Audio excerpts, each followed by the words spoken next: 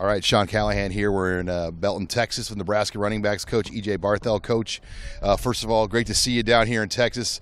Month of June has become kind of one of the busiest times for college football coaches, with players arriving and satellite camps, camps on campus, recruiting visitors. It's a full plate for you guys in June. Absolutely. You know, I think it's an awesome time, though. There's so much happening, you know, between prospect evaluations, camp development stuff. We got our recruits that we already know about coming on visits, and then also, the most importantly, get a chance to work with our players. You know what I mean, and get them going as far as getting them ready for camp and practice and stuff like that. So it's great. And you were down in St. Louis at the Lindenwood camp, and I know you can't talk specifically about prospects, but how big have some of these camps gotten? Just when you go to some of these satellite camps, like the Lindenwood Mega Camp and some of the other ones out there, how big have some of these events grown for kids trying to get their names out there? I think it's a great opportunity for us as Nebraska and for the kids to get exposure. You know what I mean? And St. Louis is in our footprint. You know, it's within the 600-mile radius of our campus, and so it's prime grounds for us, and it's an opportunity for us to get out and meet high school coaches, meet prospects, see those guys, work with those guys, and you know, and treat that territory, you know, as a footprint territory, which it is. So it's really awesome. And even coming down here to places like this and having us down here and getting able to work with guys in Texas is phenomenal opportunity for the coaching staff and for the prospects. You got 8 coaches down here, which that's not the norm for a lot of schools to do something like this at this level. I mean, how important is the state of Texas for Nebraska, and Coach Rule really emphasizes that by sending pretty much the entire staff down here for an event like this? You know, I don't think it's Texas over St. Louis or Chicago or Nebraska. It's part of our footprint. You know what I mean? In every place we're going to attack with full head of steam. You know what I mean? And we're going to make sure that we reach out to every single high school coach. We're going to reach out to every prospect in the area and get a chance to get out, you know, to work with those guys. So Texas is no different than St. Louis and Illinois and all the surrounding states of Nebraska. You know, it's in our footprint. It's what we, you know, it's part of our recruiting grounds, and we're going to attack it full head of steam.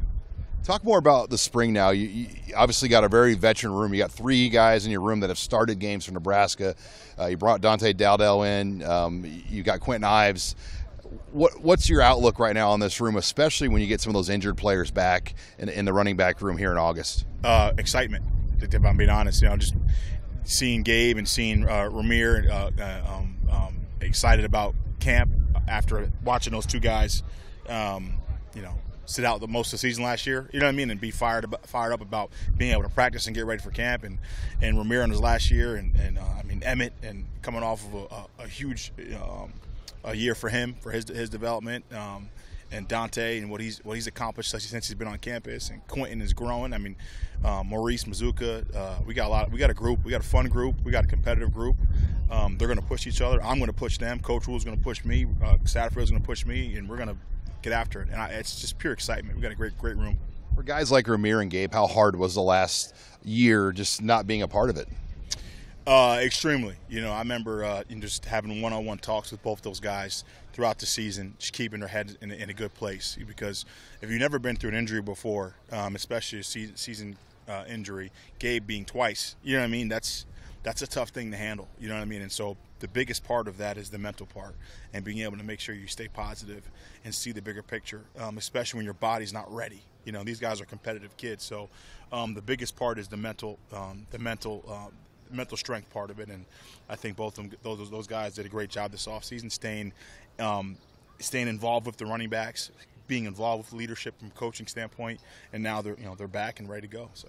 And we probably won't see the QB run game as prevalent as it was a year ago with the offense. I mean, for the running backs, how big are they now going forward, just establishing the ground game and the balance that you need in this offense? You know, for our backs, no matter what the game plan is, when we get the ball, there's an expectation of how they're supposed to run the ball, and they know that.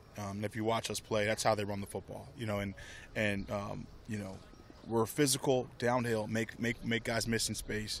And that's what we want to do as a room. You know, I'm not gonna, you know, as far as the scheme and stuff like that, you know, when our numbers call, we're going to run that ball. So that's the reality. And every one of those guys understands what we're looking for when they have the ball in their hand. And I think the competition amongst the room is going to push each other. In the flow of a Big Ten game, I mean, how many backs do you realistically, how many would you like to have going this year for you? I think it's really, honestly, it's really probably case by case situation. I think that some situations are probably three guys, two guys, maybe even sometimes one guy. You know what I mean? So I think that's more of who we're playing, what we're doing, and how we're going to attack that defense.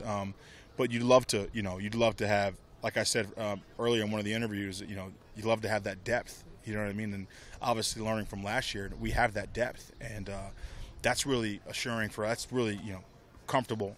It makes me feel good about the room.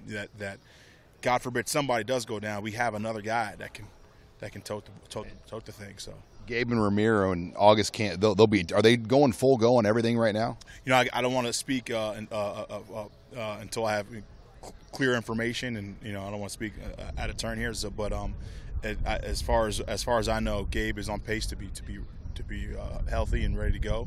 Ramiro's already been cleared. He was kind of just being monitored by Coach Rule, and he's a veteran guy who's already proven he can play at this level at a high level. So, we're expecting both those guys to be back, ready to go. Well, Coach, it's great to see you down here in Texas. Hopefully you can keep your head above water here in this very busy month of June. I appreciate it, man. It's an exciting month. It's a fun time, and there's nothing better than that's why we get into coaching, to work with young people.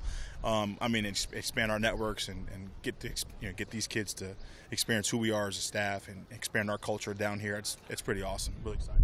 Thanks, Coach. You got it.